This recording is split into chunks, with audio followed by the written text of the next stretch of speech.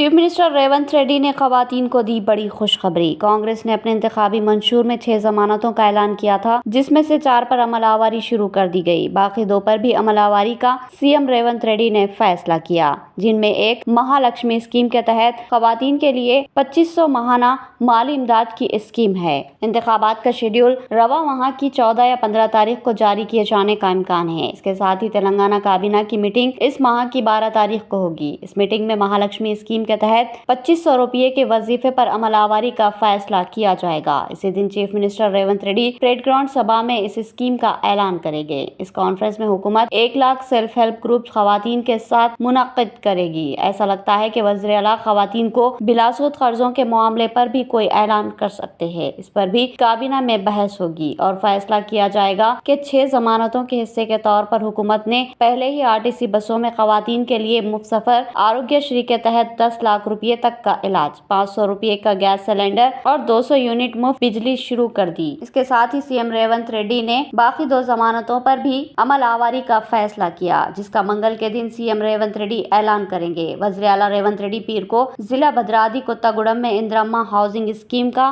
آغاز کریں گے۔ دوسرے دن یعنی منگل کو وزیر اعلیٰ سکندرآباد کے پریڈ گراؤنڈ میں سیلف ہیلپ گروپ کی تقریباً 1 لاکھ خواتین کے ساتھ منعقد ہونے والی ایک بڑی کانفرنس میں خواتین کے لیے 2500 روپے ماہانہ مالی امداد کا بھی اعلان کریں گے۔ انتخابات کا شیڈول رواں ماہ کی 14 یا 15 تاریخ کو کیے جانے کا امکان ہے۔